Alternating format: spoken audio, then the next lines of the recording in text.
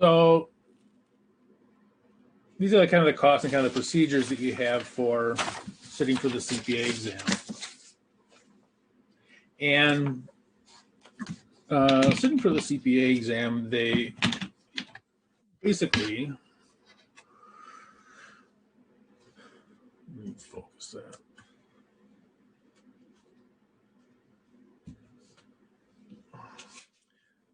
So basically the domestic credential evaluation, this is looking at your transcripts. So your transcripts, they charge you $200 for that. You can do an optional pre-evaluation application process for $50. Now, this will not, it does not count as, you can't replace the $200 evaluation with this, but this will tell you if there's anything you need, and if there's anything you need, you can make it up. Now, if you get a, oh, I didn't send it. I mean, I sent a bunch of files and I realized I didn't send the one of them I wanted to send. I'll open it up here, but I'll send it to you.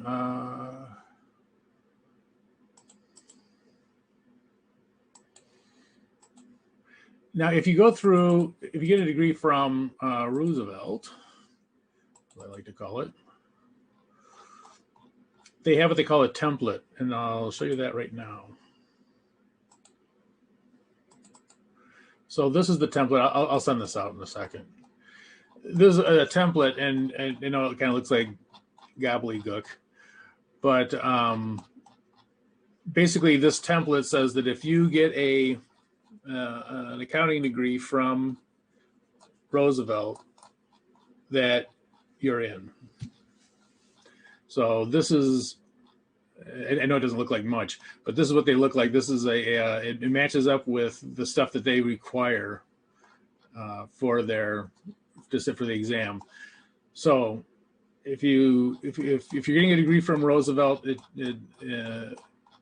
this is sort of like the stamp of approval. When you submit it, you say, I got my degree there, and they'll look at it and say, oh, you're in, which is good. So I'll send it out in a little bit here. But anyway, my point being is that the, so the credentialing, don't worry too much about that, because, you know, the degree, now you do have to send them your transcripts, and the transcripts have to show that you graduated with that degree, with accounting degree. But, you know, the credentialing should go fairly smoothly. If it doesn't, send me an email, and I'll see if we can fix it. It's happened a couple times in the past when it was at Robert Morris, but quite honestly, it was within a day it was approved. It's just a matter of I think people were just not familiar with the template. But anyway, there is a template for Roosevelt. If you get your degree, it'll say you have all these required classes. Okay. Now you still have to do, I think we talked about this, the 1 extra year of college is a 150-hour requirement. And okay.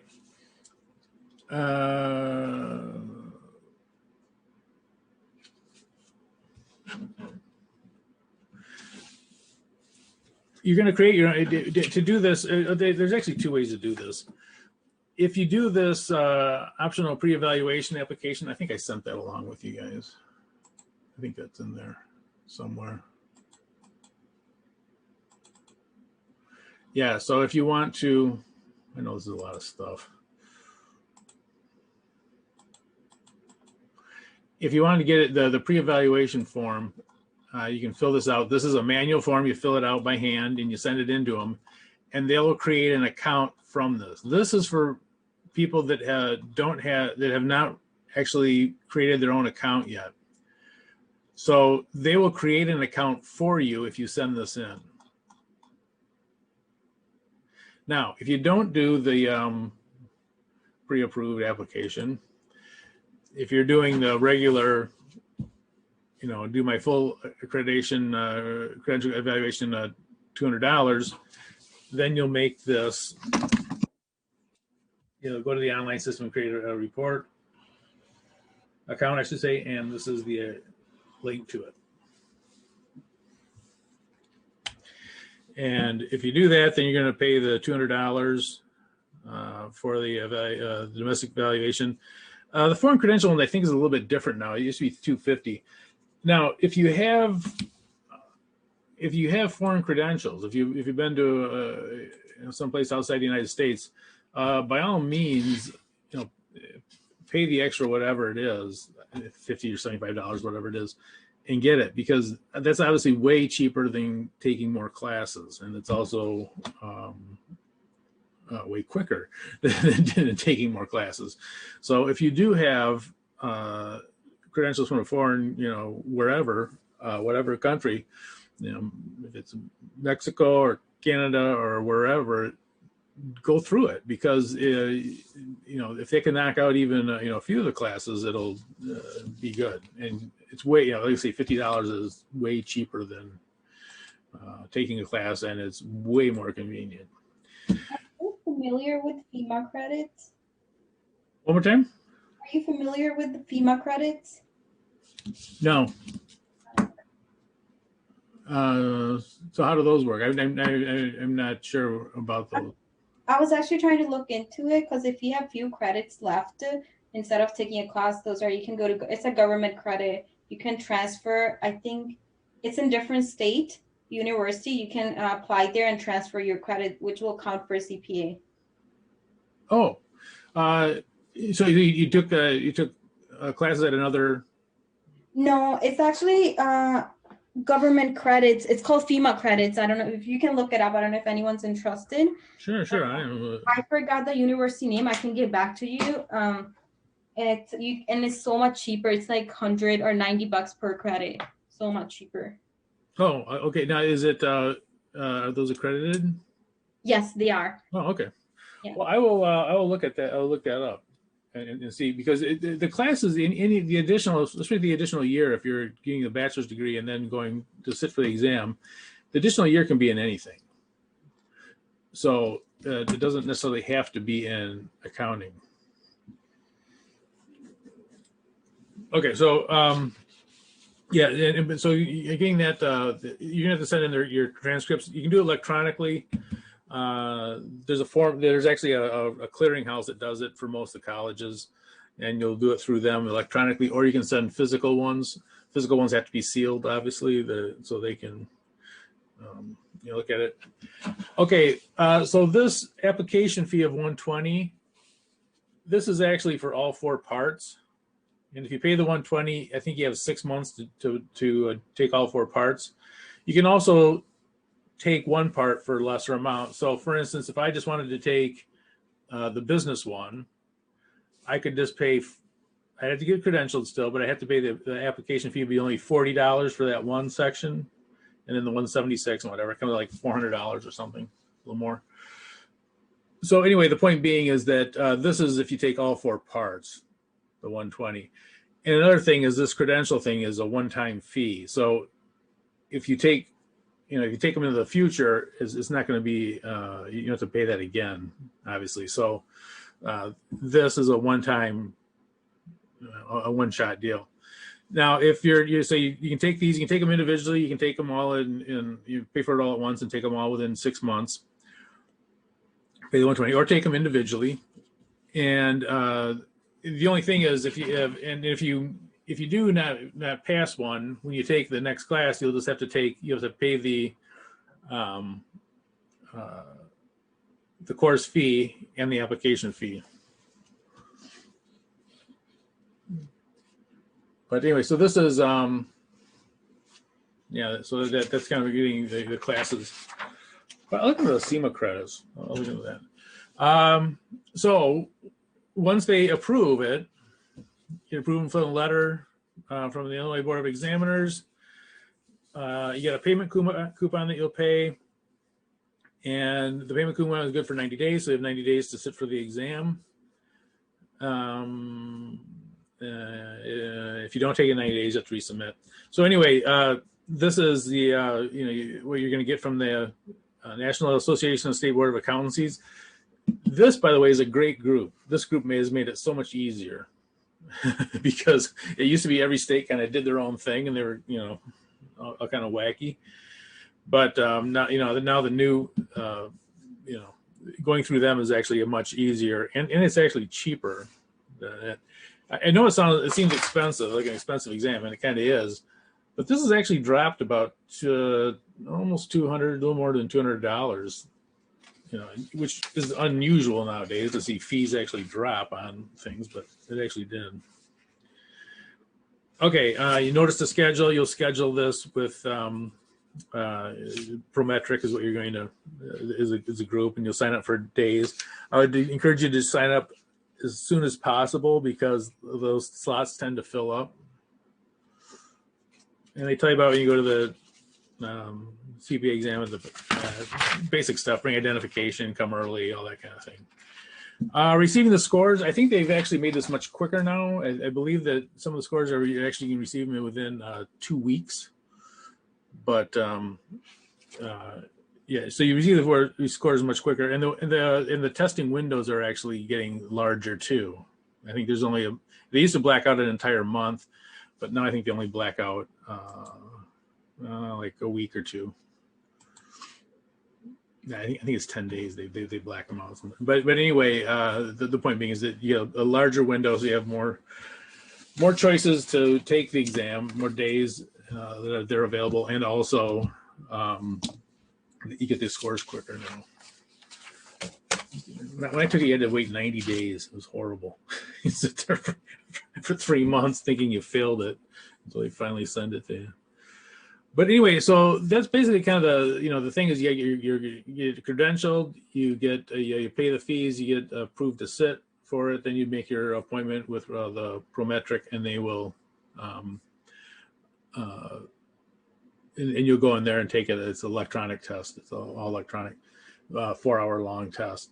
Now and the only quirky thing, and this I just found out this week because someone actually did it, is that that optional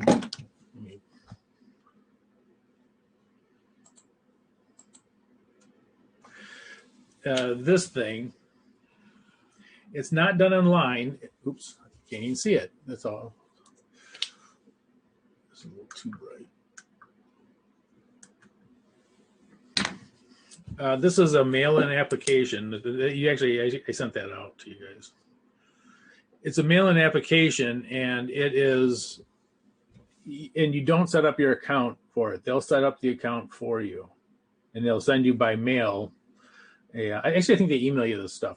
The results get emailed to you, but they'll actually set up the account for you.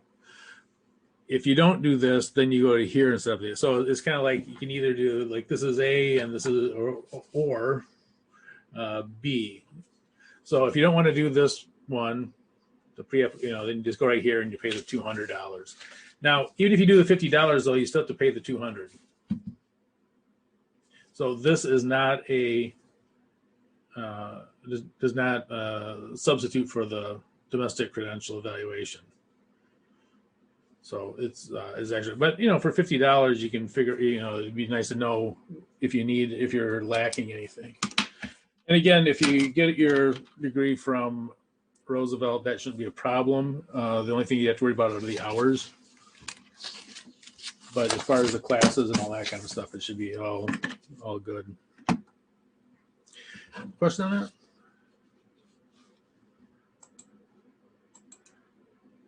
I'll tell you an odd one. I had a student that he got his master's degree at Robert Morris, and so I'm teaching a beginning accounting class, a 110 accounting class ever, and he's in it. And his name is Neil. I said, Neil, what are you doing in here? He said, I got to take this class. I said, you're kidding. He said, no, that he actually got his undergrad, his first accounting class was at a school that wasn't accredited. So here this guy has a bachelor's degree in accounting and a master's degree in accounting, and they kicked out because he didn't have an intro to accounting. He literally was qualified to teach the class. But he said he liked it. He was fine with it. He got an A out of it, so that was good. But anyway, yeah. So you be a little bit careful to, if depending on where you get all your hours from and all that. But any questions on that? Okay, I wanted to kind of show you. Oh, any question? All right, somewhere in there, I got a CPA review week 1 notes. I'm just going to pull it up on the screen here. And actually, this is in, I put the whole thing in, but this one I taught the CPA review. It was at Robert Morris, but this was, the kind of thing that we use. So let me pull that up. And this is in your thing. And this is week 1. I think there's 7 weeks. And this is just kind of the stuff, just kind of looking over. I would not go into this right now, looking over it, but just to kind of give you an idea of just kind of the stuff, that it's a very thorough test. But for the most part, it's going to be what you're going to be doing. You're going to be living it. So it isn't as bad as it seems. And by the time you get to the exam, you'll pretty much know all the stuff, and you'll be used to taking the question, answering the questions and so forth. So anyway, so that's just a kind of an example of what it is. And in Blackboard, I actually put that in somewhere. Maybe I didn't. Give me 1 second.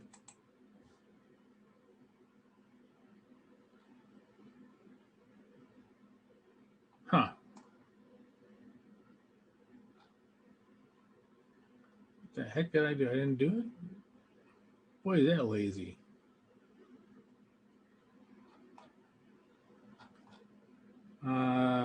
Give me 1 second. Maybe I put it in a different class. I did in 2 auditing classes, so I may have put it in the wrong one. Although me making a mistake has never happened before, so that's kind of weird. Not in that class either.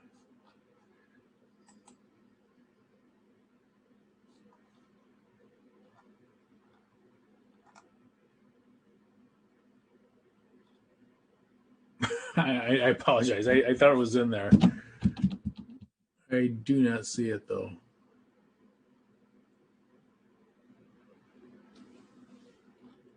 Huh.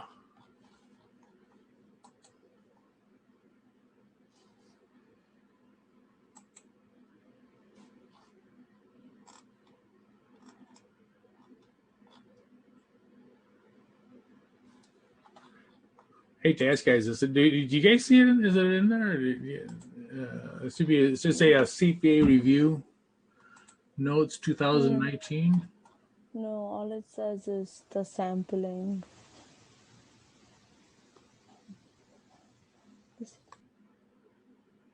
Huh.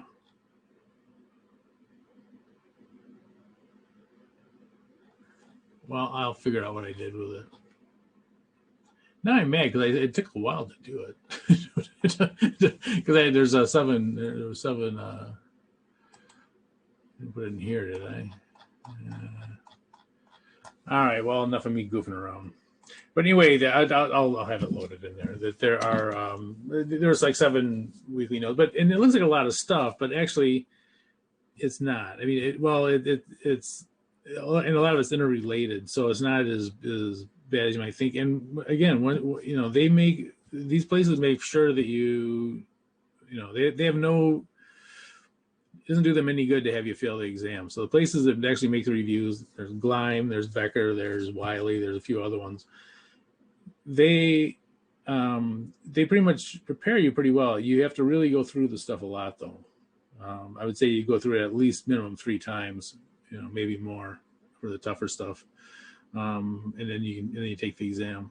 So again, it's not an intelligence test; it's more of a diligence test. That if you go through that 3 times, you're probably going to pass. If you go through it 1 time, you're probably not going to pass. That's just the way it is. So anyway, it'll give you an idea, though, kind of the stuff that they cover in there. And it's fairly in depth, but at the same time, it's pretty much all you're going to be doing when you study for it.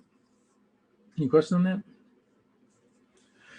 Okay, well, I think what we'll do then is go to,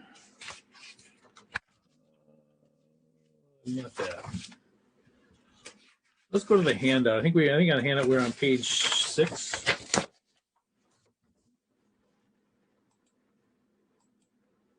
Yeah. Stopped off.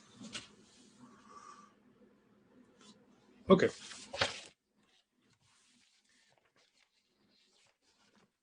All right, so on page 6,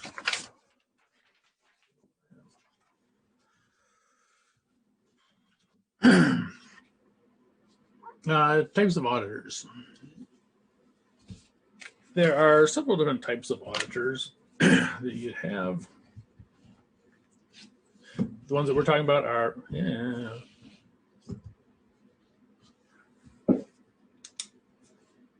external auditors, which are the CPAs.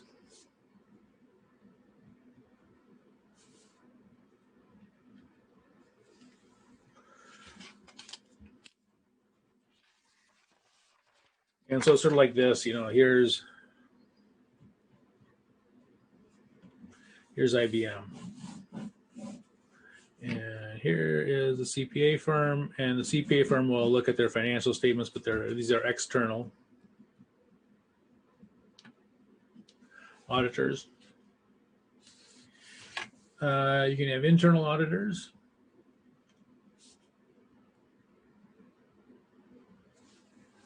And the internal auditors are inside the company.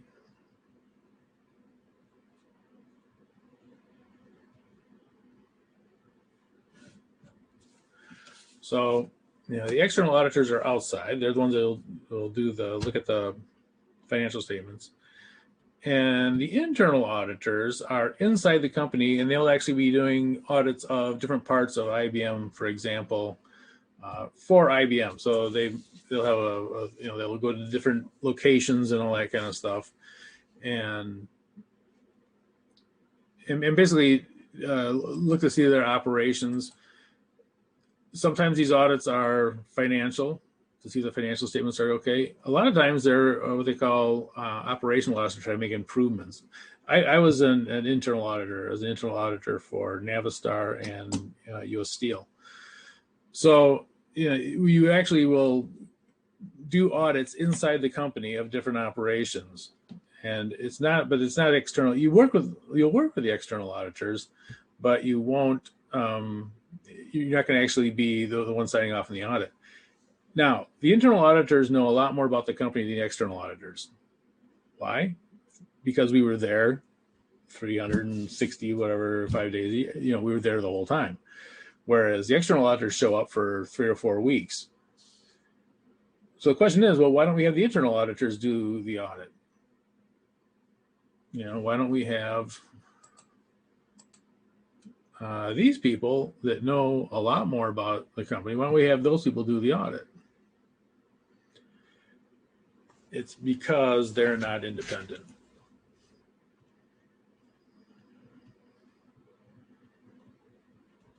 To have someone working for IBM and doing the audit for IBM would be a conflict of interest. So the nice thing about the external auditors, these are the independent auditors. In other words, people can trust the report because they are not getting their paycheck from IBM, at least not directly. Okay, so basically they're less likely to lie about the numbers, right? Like less likely to be bribed, the external ones. These are generally considered to be less likely to allow for something that they shouldn't. The problem you'd have at IBM is whoever is the boss of the internal auditors, could have influence over them. Whereas an external CPA firm is less. And now don't get me wrong, when a CPA firm gets paid millions of dollars to do the audit, they don't want to lose that millions of dollars, but they're generally considered more independent than the internal auditors. And the CPA firms are really fairly professional organizations. These are not, they get paid a lot, and they are generally pretty much of a professional groups. And that is one of the things about the CPA profession, is that for the most part, not always, but for the most part, they're you can trust what they do. Okay, so we have external auditors, we have internal auditors, government auditors,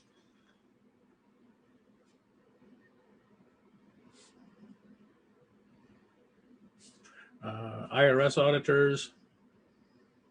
Governmental auditors could be the people that actually work for the federal government. They'll have their own auditing rules.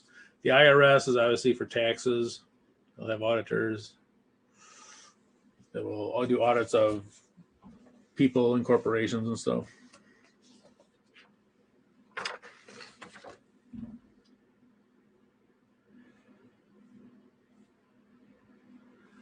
Okay, types of audits. The first one is the one we're kind of focused on in this class, and that's a financial audit. Sometimes called an examination.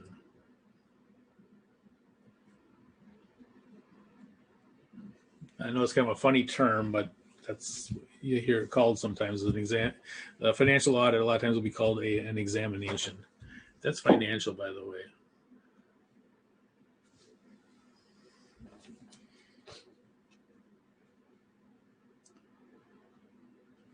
Another type of audit is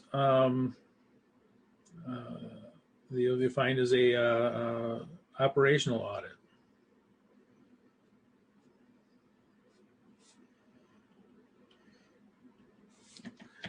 And operational audits look for two things.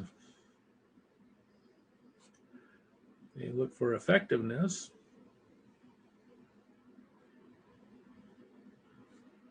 and efficiency. So effectiveness and efficiency. And the operational audit is there for, this is there to make future improvements.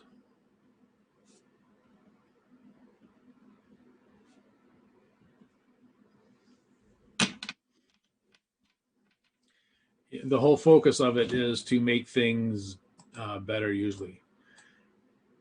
And that is something that the external auditors generally don't do. The external auditors, they look to see if your financial statements are free of material misstatement, but they're not really there to make your company more efficient. And if you're doing something inefficiently, it has nothing to do with their audit. You know, if you have 3 people doing the job of 1 person, they're not going to say anything about it usually, because that's not what they're looking for. They're looking to see if the financial statements are prepared correctly. Whereas the operational audit will say, okay, you know, we need more people here, we need less people here, we need, you know, this can be streamlined this way and whatever. It's generally there to make things work better. So operational audits are actually much more involved usually. They can take weeks. I've been on audits that were 8 weeks long, which, you know, is way more than a financial audit. So a lot of times the operational audits are there to make improvements for the company. Okay. 3, compliance audits.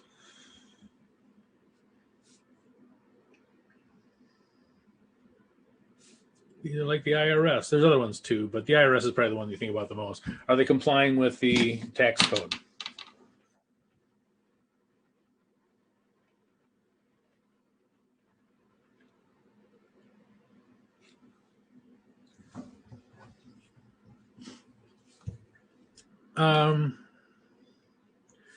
For internal control audits,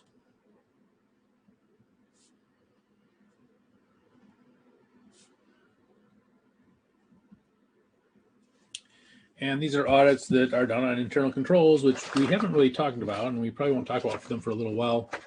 But internal controls are basically those things that there are those controls that the companies have to make sure that their objectives are being met. And what I mean by that,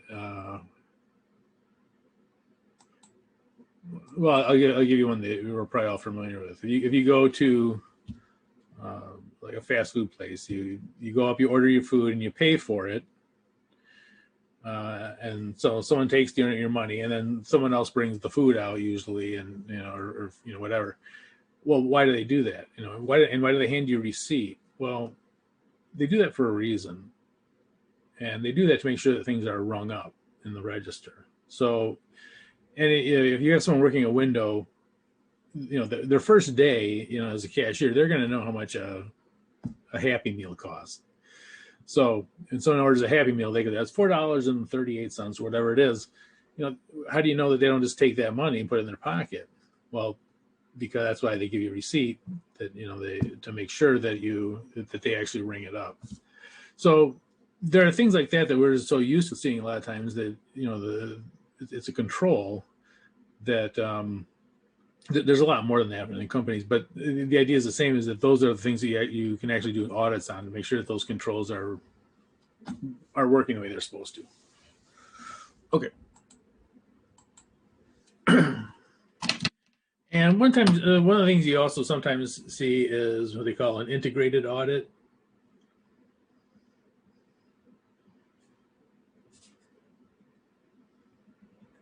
And an integrated audit will be a financial audit. I didn't leave very much room here. Plus an internal control audit.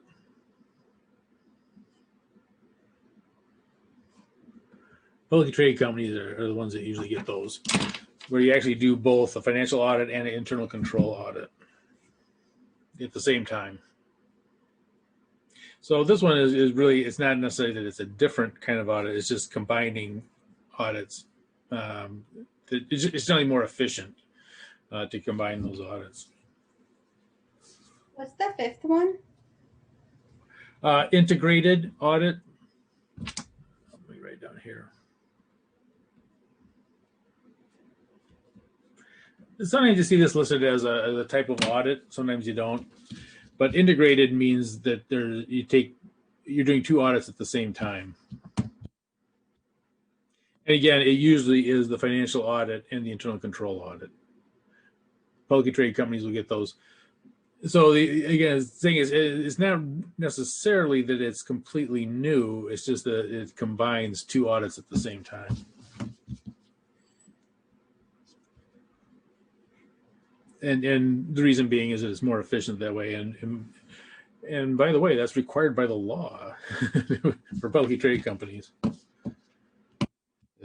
If you do the internal control audit, you have to do the financial audit.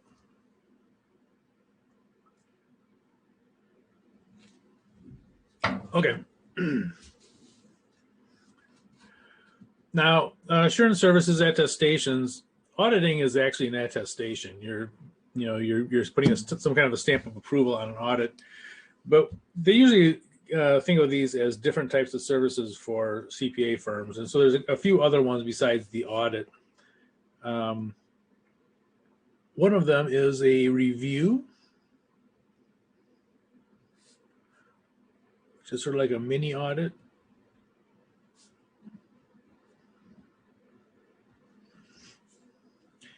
So a review is sort of like a mini audit, and there's actually two different kinds of reviews. But I'll show you the problem with an audit in general. This is one of the problems you have with smaller companies. So let's say that we have a small company, and but it has income is $100,000, and we want to get it audited. So we say, okay, we want to get an audit to see if everything is okay. Well, the audit is $70,000. Okay, does that make sense? Does it make sense to spend most of your income on getting the audit? No, it's too expensive. So sometimes we have a review, which is sort of like a mini audit, but they call it a review. And the review, it does away with a lot of the testing, a lot of the expensive stuff. So a review might be, say, $4,000. Okay, well, that's, that you can swing. This is out of the question. Whereas this, okay, for $4,000, we get a stamp approval, and that makes our financial statements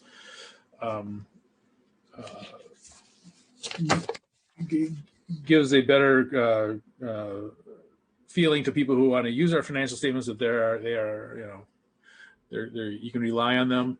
So a review is much less money than the audit, and part of it is because they eliminate a lot of the very expensive testing that gets done. And so a review is sort of like a mini audit. It gives some assurance, but not as much as an audit. For publicly traded companies,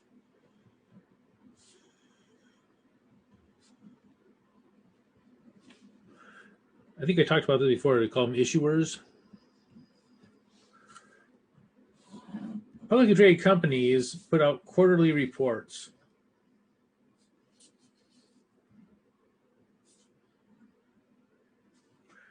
And then Q4, they will have they'll have an audit at the end of the year. But each of these quarterly financial statements will get a review.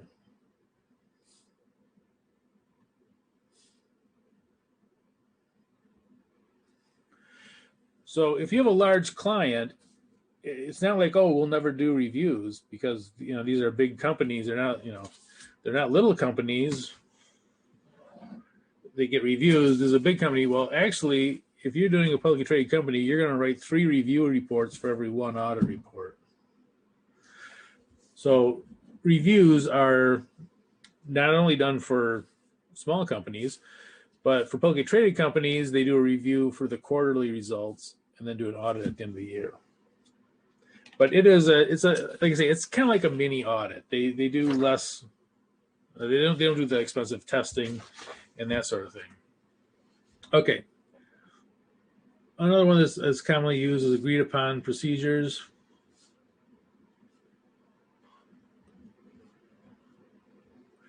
And that's just what it says. You agree upon the procedures. They may not have anything to do financially.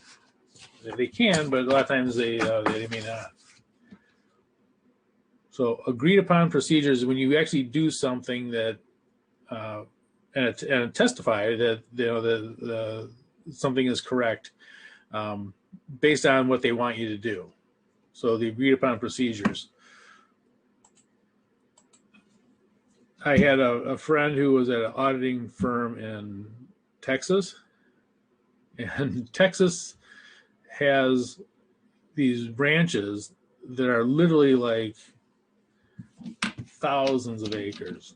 They're just massive ranches. And they have these cattle that just walk around apparently, and what they'll do is they'll have a roundup. They'll actually round up these cattle, and they'll bring them in, and as they come through the gate, they'll actually have someone counting them. These are huge operations, and they're very expensive, and there's a lot of big dollars and stuff.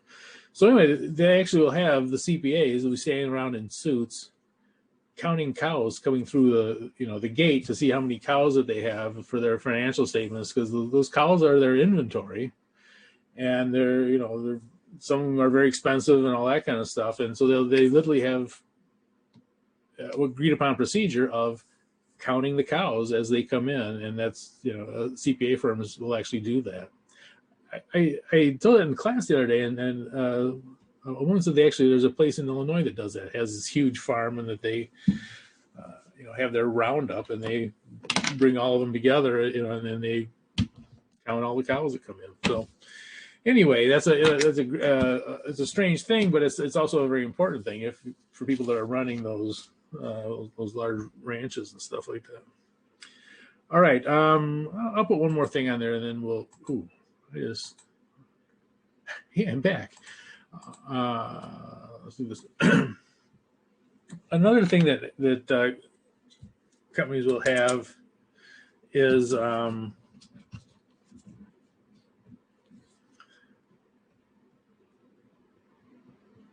pro forma financial statements.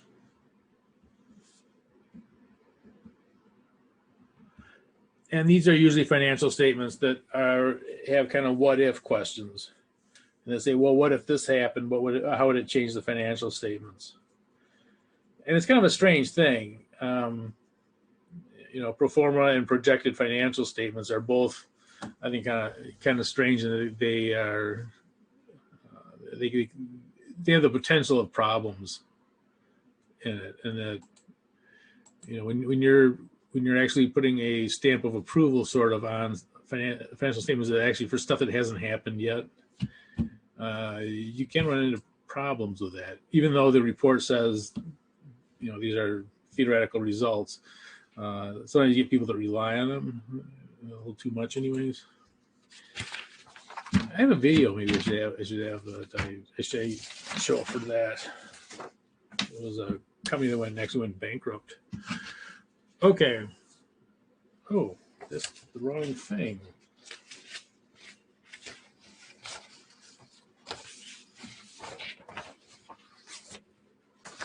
Okay. I don't think did we talk about CPA firms last time? I can't remember.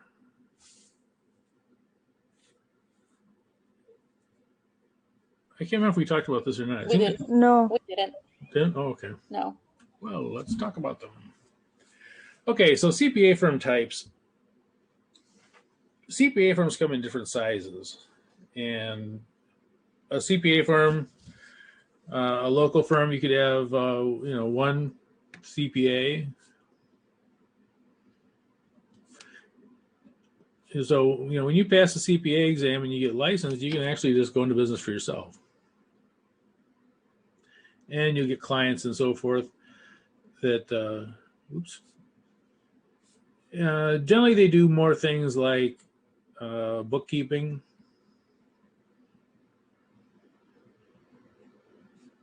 taxes,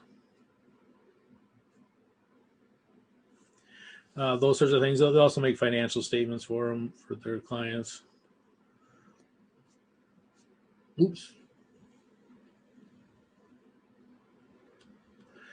They probably don't do too many audits.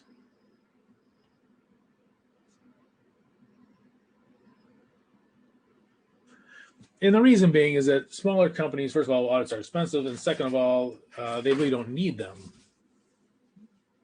If you only have a few people working at the place, unless the bank is requiring them or something like that, they generally don't need audits. So a lot of times they don't do too many audits if you're in a small local firm. A lot of your money, a lot of your business comes from bookkeeping, taxes, making financial statements for people, that sort of thing. So local firms are usually they usually have smaller clients. The size of the client kind of goes along with the size of the firm. The smaller the firm, the smaller the clients. Nothing wrong with that. Working for yourself is probably a lot better than working in some of these other places. But that's just the way it kind of goes. They usually have the smaller clients are going to be in the local firms. Regional firms. They're usually in 2+ states.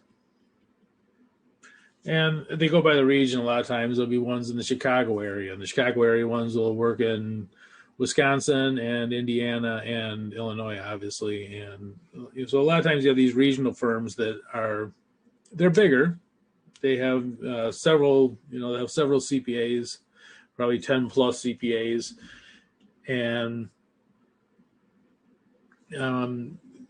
they'll work, like you say, in the area, but usually it's a more of a region than say a specific state or specific towns or anything like that. National firms, they have, and they're in most states, and they can have, they could have hundreds of CPAs. And again, if you have if they're going to audit companies that have places all over the United States. So, again, you get, smaller clients, a little bit bigger fairly good sized clients. These can be fairly big sized ones. International ones. Generally, you think about these are the big four, and the big four are the largest CPA firms in the United States.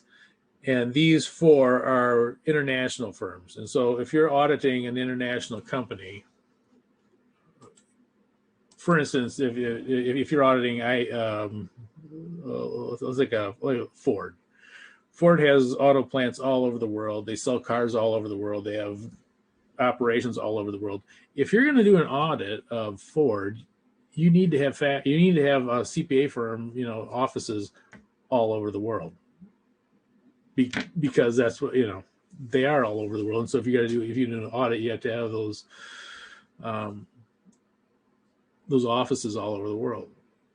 And again, only the largest CPA firms are ones that can do the largest clients. So it really is, if you're a large company, you're pretty much going to be locked into one of these CPA firms. If you have operations all over the world, if you're Microsoft or you're Apple or you're Amazon and all that kind of stuff, you have to go with one of these because they're the only ones who are going to have offices all over the world. So these will have international offices.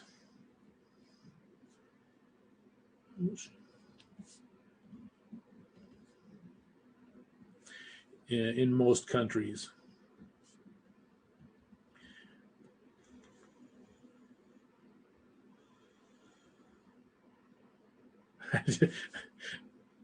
Try spelling countries again.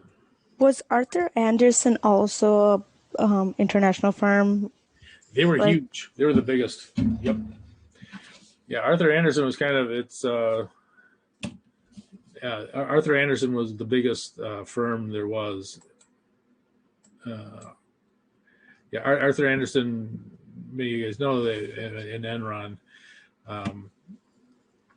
they were tied up with Enron, did some really, actually it wasn't so much the auditors that did bad things, it was actually the consulting people that did bad things.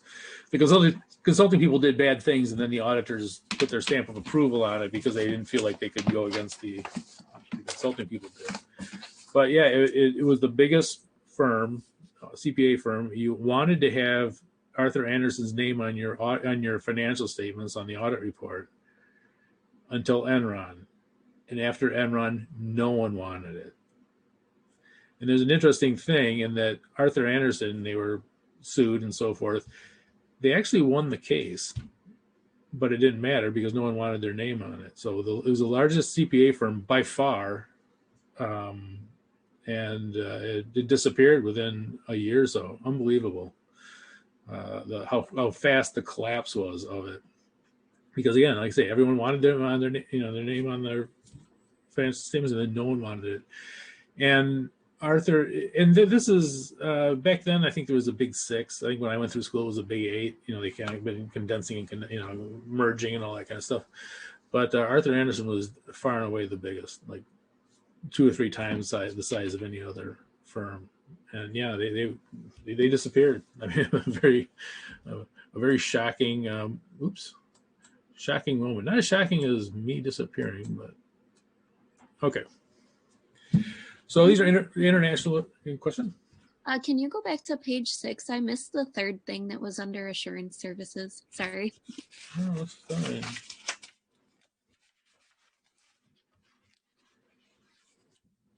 With my page 6. Oh, assurance services. Review, which is like a mini audit. Yeah, I got the first 2. I just need the last one.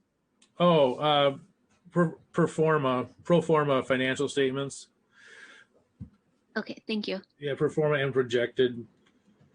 These are weird ones. This one assumes if something happened to the current financial statements, what happens if we would have sold this division off or whatever. This one goes into the future. This is the one the projected ones. I think they should be illegal because what happens is they do these projected financial statements, they give them to people, and people expect to have that, and it ends up being They end up doing fraud to obtain it. So, anyways, it is a kind of a strange thing that you'd actually put a stamp of approval on something that hasn't happened yet. But that's the way it is. There are some companies though that have stopped doing it, and by the way, this is one of the problems too about the Enron case with Arthur Andersen, is that they would have these projected financial statements that they would think, feel like they had to obtain. They say, oh, we're going to make X amount of dollars next year, and that became, okay, we have to make X amount of dollars, because if we don't, our stock is going to tank. So anyway, but yeah, international, and Arthur Andersen was an international office. I had a student that was a partner at Arthur Andersen, and she ended up going to, I think, Deloitte. Anyway, yeah, so they have, and so the largest companies have to go with the largest CPA firms because they're all over the world. And generally speaking, this isn't absolute, but as you move up in these firms, the salary goes up. As you move up in here, not always. I mean, you can certainly have some very successful local firms and all that kind of stuff. But as you go up to these, up into the higher ranks up to the big fours and all that, and the national firms, certainly these two, the pay usually goes up, somewhat, $20,000 maybe. Okay. CPA firm organization. And by the way, people wonder, well, why do you talk about so much about the CPA? Well, first of all, there's an auditing class, so the CPA exam is is the big one for this. And not only that, the AICPA is the most influential group in accounting, and they make the CPA exam. So it's sort of also true that what they say means something, right? So that's kind of why we focus on CPA. Again, most people will not go into CPA firms, but that's kind of the focus. And in this class, it's appropriate because it's because of the subject. Subject being auditing. Okay. So staff and associates. These are usually 0 to 2 years experience.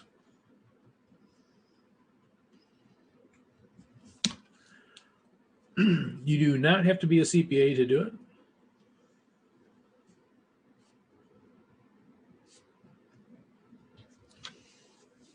So this is what they'll hire you for right when you get out of college. And you'll work on audits. They'll pretty much tell you what to do on the audits. So 0 to 2 years experience. And you do not need to have your CPA, although they'll usually give you a CPA review.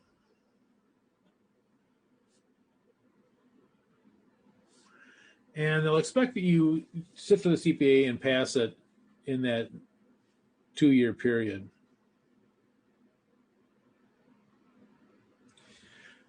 Senior, these are the people that actually run the audit.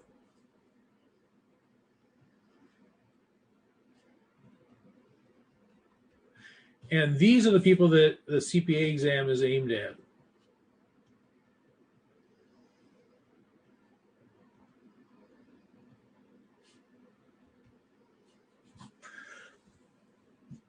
So a senior is someone who's running the audit.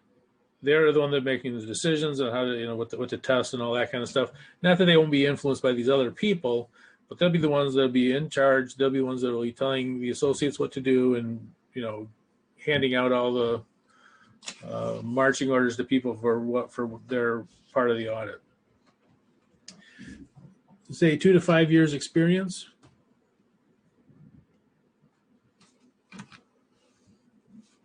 And they must be a CPA.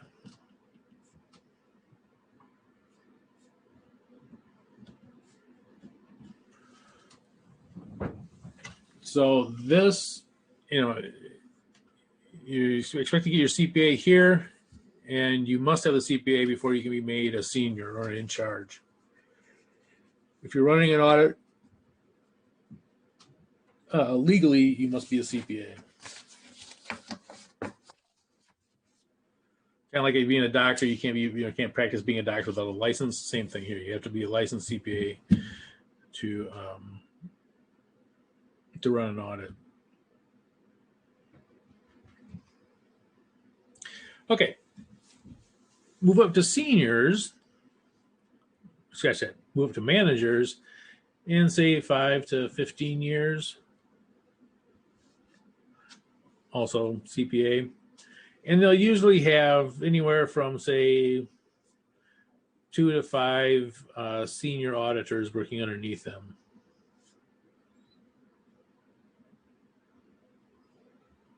And at any given time, they may have between, say, 1 and 5 audits going on.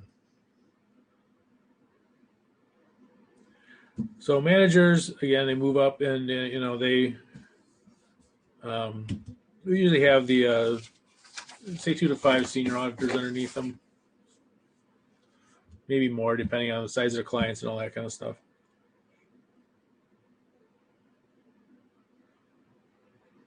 And the partners are probably at least 12 years plus.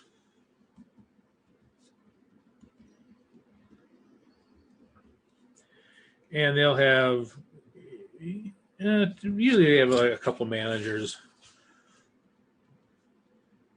They may have more than that, but usually a couple managers is what they usually have. And 12 plus years of experience.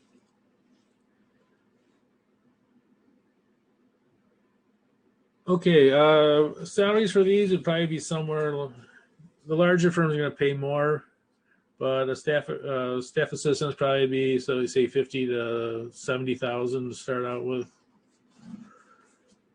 Senior auditors, probably 80 to 120, somewhere in there.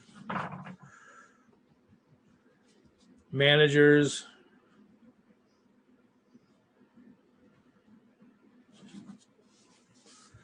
and partners,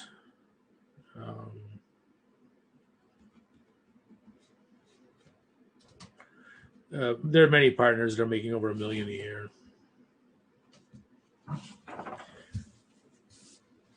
So, as you move up, salaries jump up pretty good. And to be a partner, you have to bring in clients. Your whole thing is to bring in clients.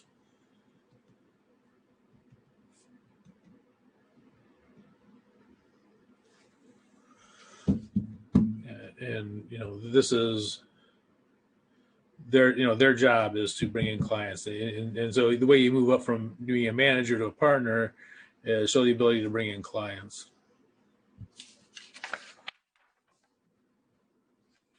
Okay, now you'll notice something about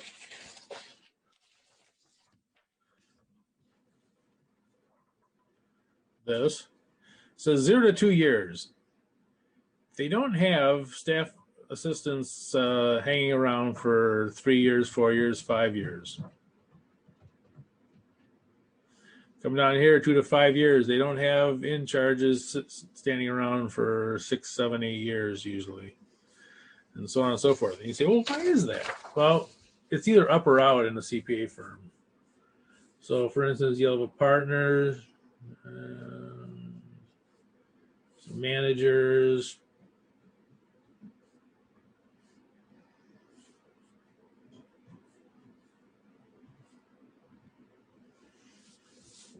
and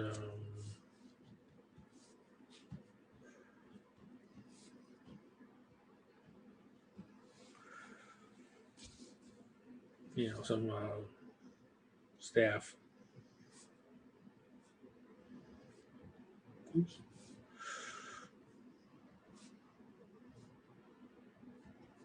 Okay, so this is kind of how a partnership is formed. And this is any partnership, but it is a CPA firm. They have to be able to move you up. If they can't move you up, they're going to move you out. And the reason being is, as they have people come in here, if they can't move them up, they can't have somebody sitting in that spot blocking it. Because eventually, you know, if all of these get blocked, you'll have no more seniors, maybe you'll have no more partners. Partners don't live forever. You know, the place will go out, it'll go out of business. So if they can't move you up, and same thing here, if they can't move, they can't have seniors plugging up these holes to managers because, you know, and so forth. So they can't move you up, they move you out. Now, it sounds terrible, but generally when they move you out, they try to put you in get you in with a client. So for example, IBM, you know, if they're auditing IBM, they'll say, look, we have this auditor and, you know, we can't move it up there. We don't have a spot for them as senior. And, you know, do you have anyone? And usually they want to take them. A CPA firm experience carries a lot of weight. So usually the clients will say, yeah, send her over, send him over, whatever. And so a lot of times they'll try to get you with a client. And being with a client, by the way, is not such a bad thing because a lot of times working at a CPA firm during the busy season is crazy. You know, you'll work from 8 in the morning till 6 at night on Sunday. It really is a lot of work. So, you know, a lot of times going to another client is actually a good thing. You go to the client, a lot of times they'll even bump you up even more up the salary, and they'll treat you better. You'll work, you know, a 45-hour week or whatever rather than a 80-hour week. So even though it sounds bad that it's up or out, actually for the most part it's not. I mean, a lot of times you actually will land at a fairly good job because you have that experience and you have that in with the CPA firm, so that they can, a lot of times will try to get you into their client. So if we're auditing IBM and we can't move you up, we're going to see if we can get IBM to take you on as an auditor or as an accountant. And a lot of times they'll do it. I mean, you're fairly desirable coming out of a CPA firm. So question on that? Okay. What time is it? I've been talking way too long, haven't I? Let's take a break. I'm babbling on here for an hour and 15 minutes. I'll tell you what, let's take a break and we'll be back at what? How about 7:13 right now? Let's take a break and be back at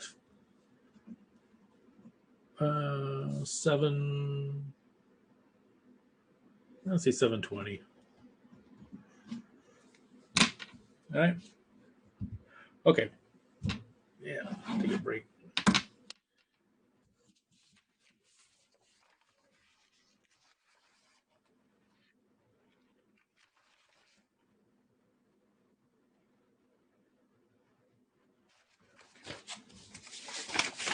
I tell you what, when we come back, let's start in on the sampling one. We'll hold off on the chapter 1 and 2 handout. So when you come back, we'll be doing this thing.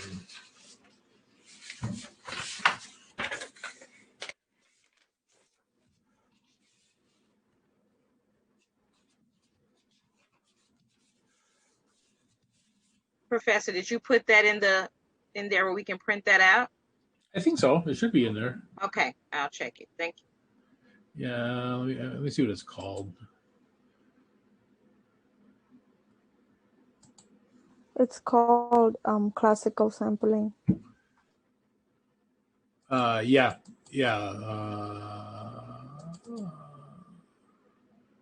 The sampling classical. I don't know why I put sampling in there twice. It's sampling classical sampling. Which tab is it under? Oh, It's in your email, actually. It's in email. Actually, in Blackboard, it should be. Let me see if it's under the course files. It should be under the course files. Yeah, it's second from the end in the course files. So we tap, so go, let me put on. Okay, I see it now. Okay, Thanks. great.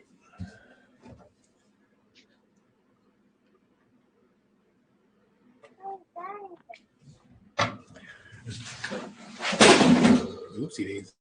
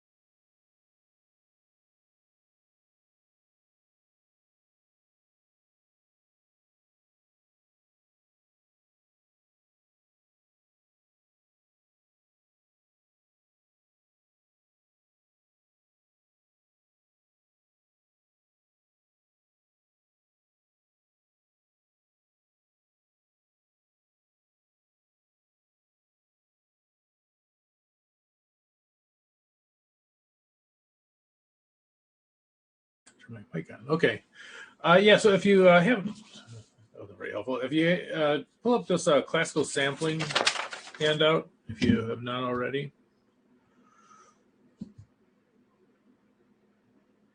Do something like quick here, it's all kind of curled up. Okay. There, now it's all bent up. That's much better than being curled up. Okay, so we're talking about sampling. This is going to be the first handout we have on sampling. There's going to be at least 2 more of these, but possibly 3. But basically, you take a sample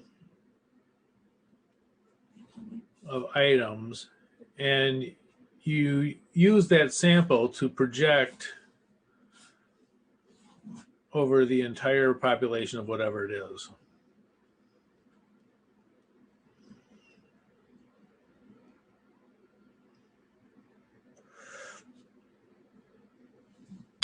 So, and by the way, this isn't unique to auditing. This is anything.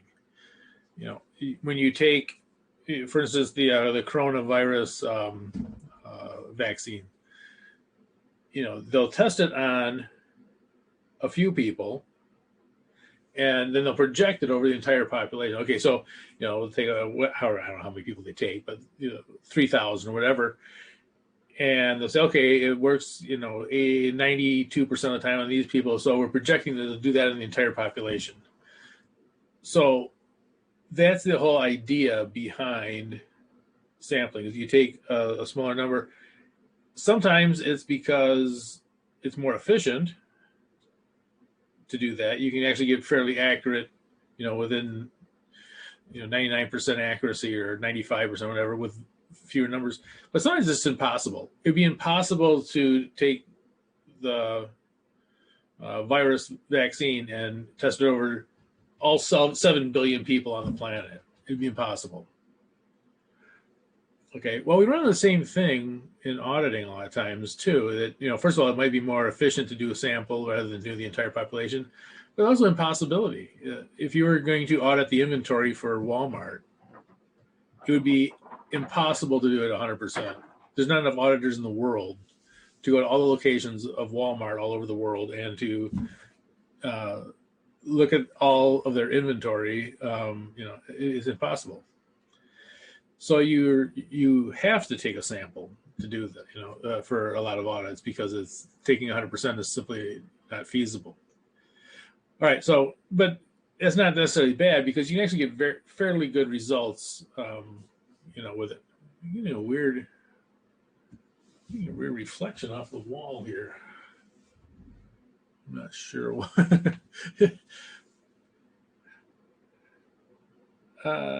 That's strange. I'm gonna put my head in the way. See, light can't go through my head. All right, so let's go to. Okay, so we got this. We got accounts payable, and so the client will give you this. So this will be, you know, the client will give you the accounts payable, and let's get different colors. How about blue? So the total value of the accounts payable is $5 million. The number of accounts payable is 1,000. So there's 1,000 of them that, you know, are worth that much. So what you do is you take a sample. In this case, we're going to take a sample of 10. There are formulas and stuff to figure out how many to take in a sample, but let's just say we take a sample of 10. And so these are the 10 that we have chosen. So the book value, this is what the client gives you. This is what the client is saying. So if this is IBM, you know, this is what IBM was saying that they have. So they'll have a listing of all their accounts payable, and these are the amounts, and that's what they have on their books. Now, when we do the audit, this is done by the auditors.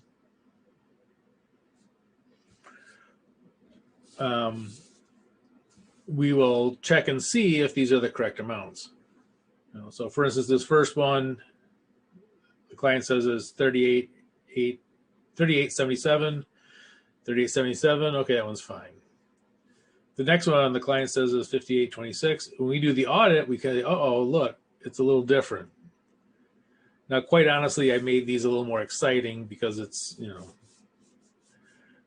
because I can. So anyway, as you go here, so each one you'll pick and you'll see whether they are, that. So we come all the way to the end here, and what we're going to do is take an average of each. So we're going to take an average of each one. So there's 10 items. So 50 divided by 10 is, do this in my head, right? Just lop a 0 off, I think. Yeah. And same thing over here.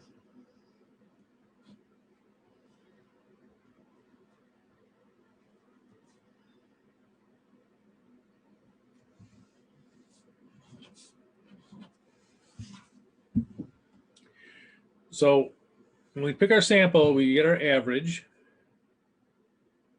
We'll also get the average of the book, what the client says. Okay, so the average audit is this.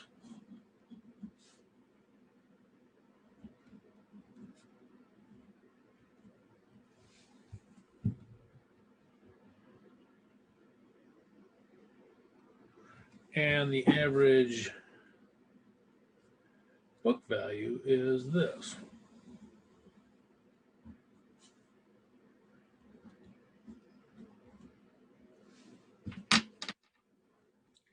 Okay, so we have found, we've taken our sample, we found what our average is, we found what the book average is.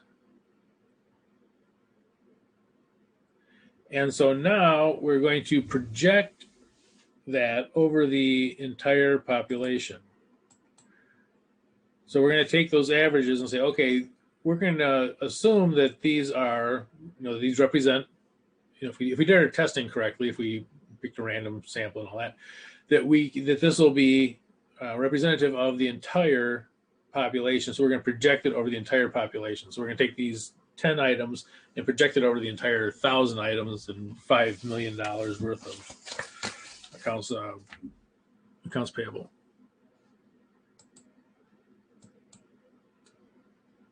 Okay, so we're going to go into page 2. And we have 3 different ways of doing this. Now I am going to make a note over here of my, I'll do it over here, I guess. My audit average is 5424. I'm just getting on the same page. You don't have to do this. And our book average is 5110. Okay, so I just took those 2 from the first page. So this is our, you get it. Okay, so I'm just transferring that from the first page. This is from page 1.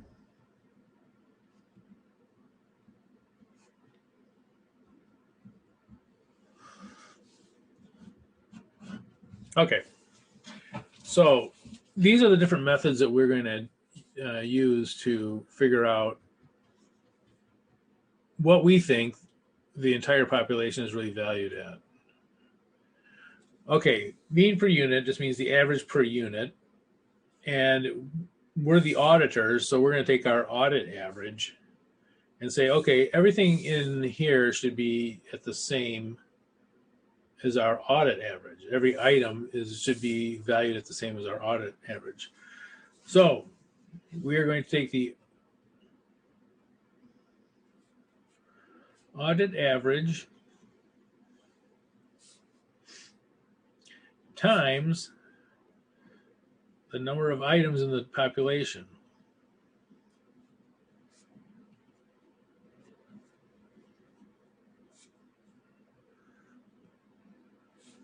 And that will equal our projected value.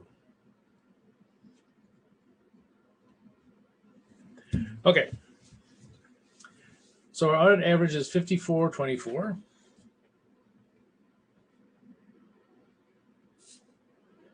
Times, I gotta go back to the first page. Number of items in our population is 1,000 accounts payable.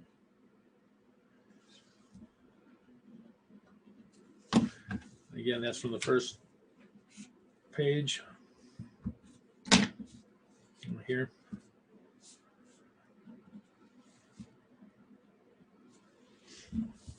So 5,424 times 1,000. I think we just add 3 zeros onto that. Professor, Yeah. when are you going to post this on Blackboard, the recording? It'll be posted at about, hopefully tonight. I usually get them, I've been getting them in about 3 hours, by like midnight. Okay. All right. It doesn't always work that way. It really depends on, usually on YouTube. YouTube, well, I can load them fairly quickly on there, but they have to do a processing that takes a while. So, yeah. Okay, so this will be the projected value of it. So this is what we think is our best estimate of what the true value of the accounts payable is.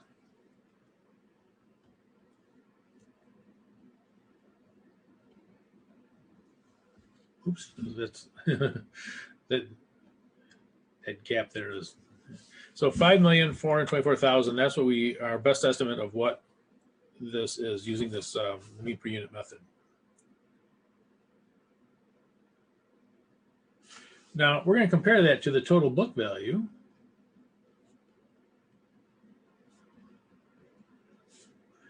And that is, they say it's worth 5 million.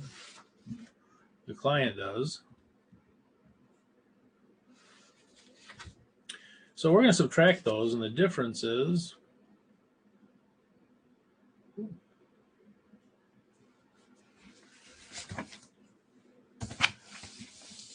where's my ruler? Where's my ruler?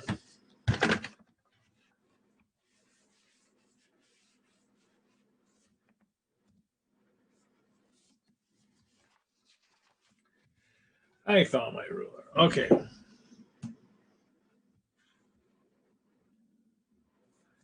So take 5,424,000 minus that, the book value, and that'll tell you that the misstatement is 424. So this is, I should say, instead of difference, I should say misstatement. Better way to put it. Let me fix that.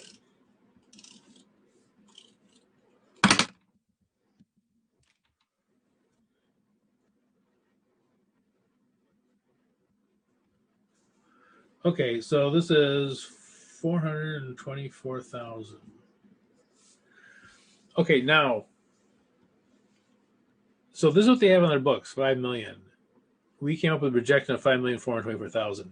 So is it overstated or understated?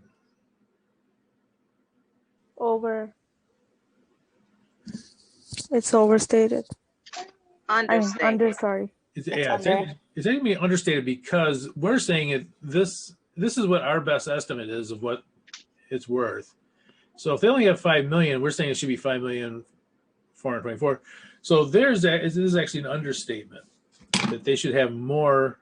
They should have 424,000 more accounts payable on the books. And again, this is an estimate. We're taking these up here and projecting it over the larger population. So that's how we're coming up with this. So this is the mean per unit one, and this is the one for that says, okay, whatever the auditor's average is, that is, every item should be that value.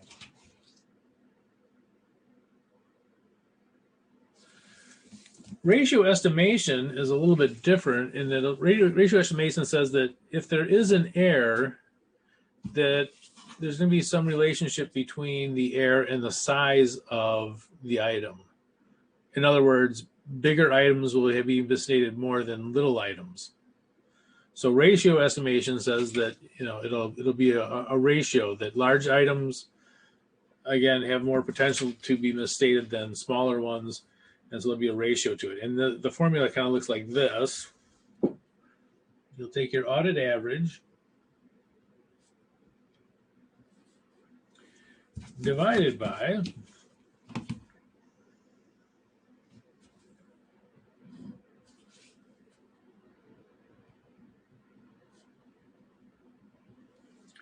the book average times the total book value.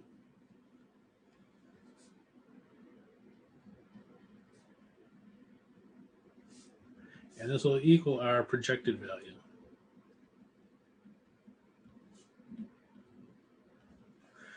Okay, so audit divided by book.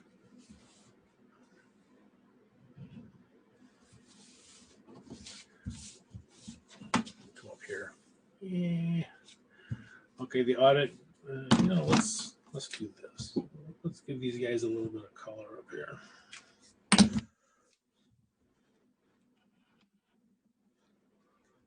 Okay, so we're going to take the audit average is 54.24. And the book is 51.10 times the total book value is 5 million.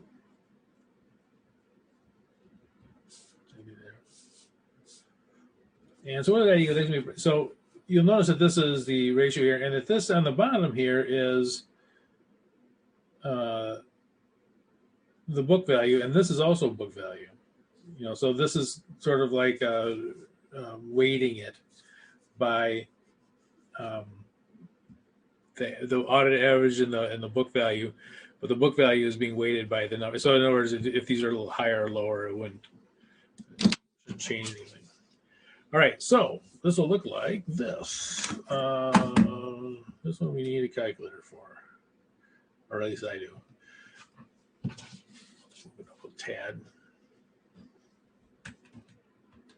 So 54.24 divided by 5110.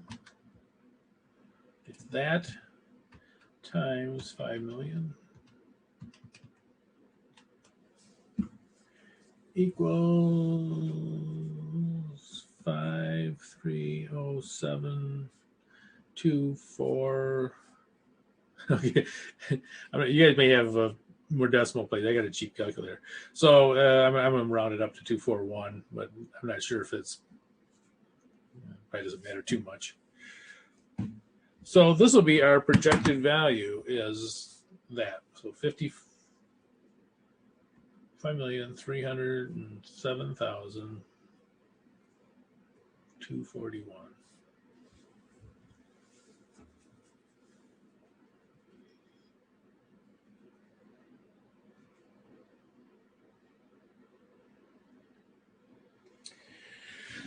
Okay, so this is our best estimate using the ratio estimation of what the true amount of that account should be, and we're going to compare that to the total book value.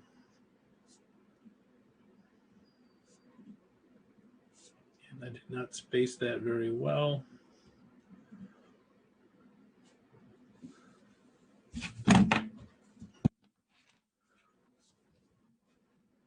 But, you know, I'll leave it.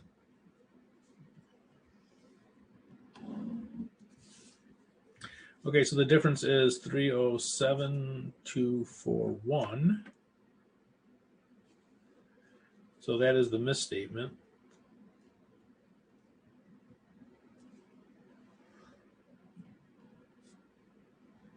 And this again would be, that'd be an understatement. We're saying it should be this amount, 5,307,000.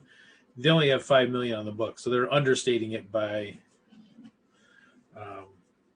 307,000.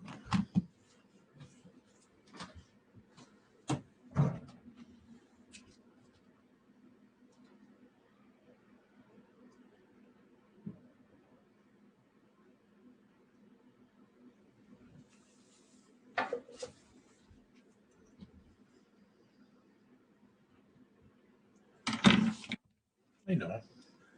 I'll make these green.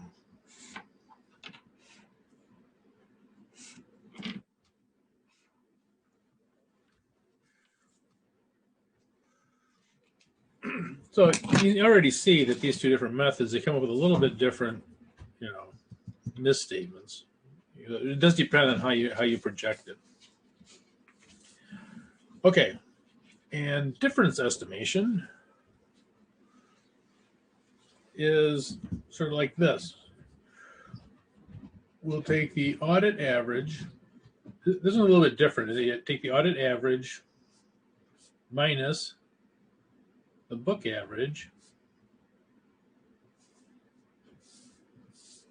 So this will give you a difference, how much is the error on average? And then you say, okay, every item in that sample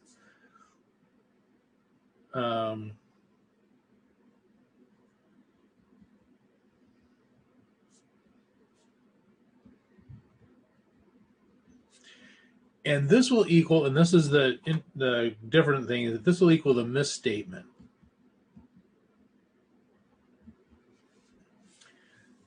So we're saying everything is misstated by a certain amount.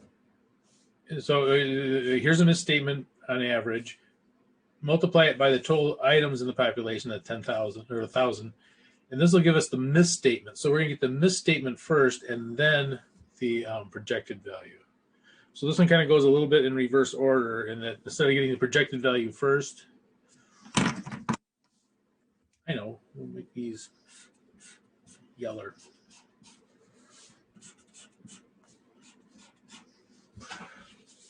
So we're going to get the misstatement first and then get the projected value. Okay, so 5424 minus 5110 times 1,000 equals, all right, what is that?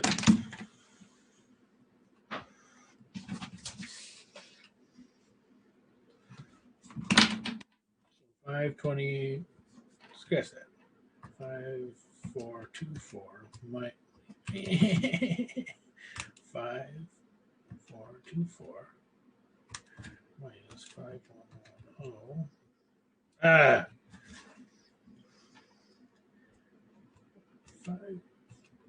Isn't this fun? See me try to use a calculator. And here you guys thought Thursdays were boring. Okay, so 314. Okay, so everything is misstated by 314. So multiply that by 1,000, so 314,000. That's the misstatement.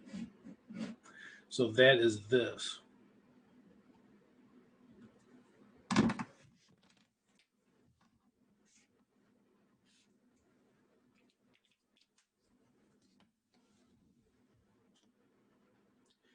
Now the question is it overstated or understated? It's going to be, we're saying that it should be 314 higher. So this is going to be understated. We're saying it should be higher than it is. So this will be understated. So the question is, what's the projected value? Okay, well, we have the total book value is 5 million. Plus we're saying that this thing is misstated by 314. Is 314,000 too low?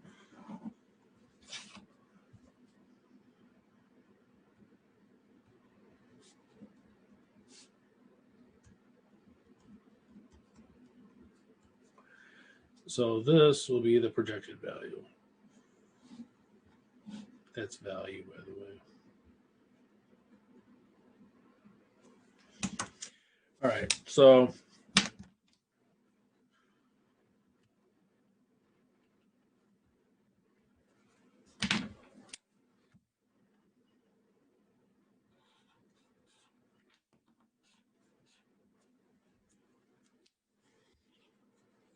this one is a little bit unusual, and you start out with the misstatement first.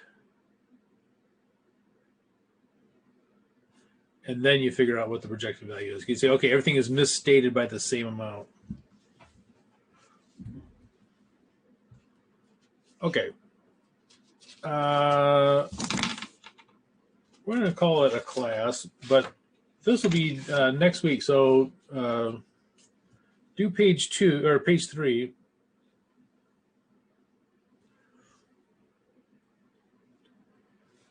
Okay, so this is problem 2. I'll do this for next week, and we will check in, take a look at the answer when you next week. But so problem 2 for next week, and I'll give you a hint, and that is